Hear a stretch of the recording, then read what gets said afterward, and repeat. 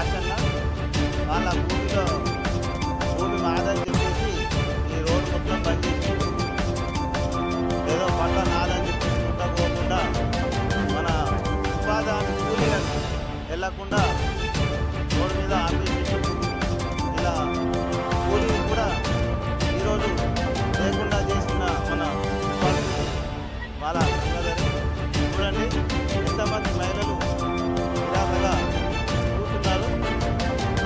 వీళ్ళు మరి కూలికి వెళ్ళే మనుషుల్ని కూడా పోవలేకుండా ఇప్పుడు ఇలా కట్టేసి ఆపేసింది. ఇది చూడండి, ఈ ఎంఆర్ఓ కానీ ఎండిఓ కానీ మన విలేకరులు కానీ వచ్చి చూడాలా. ఇది ఎవరిచ్చారో పట్ట 7 లక్షలు ఇచ్చారో పట్ట, ఈ పట్ట కాయలు 7 లక్షలు అతనికి చూపించండి. ఈ జనాలకు కూడా చెప్పాలని మనం చూడొచ్చు. వాళ్ళనే ఇంకా ఉంటారు ఇలా కూర్చుండి మంచిగా కూలి తీసుకుంటారని చెప్పేసి ఉంటాల మీద ఎవరు మాట్లాడితే వాళ్ళని ఇంకా మాట్లాడుతున్నారు చూడండి.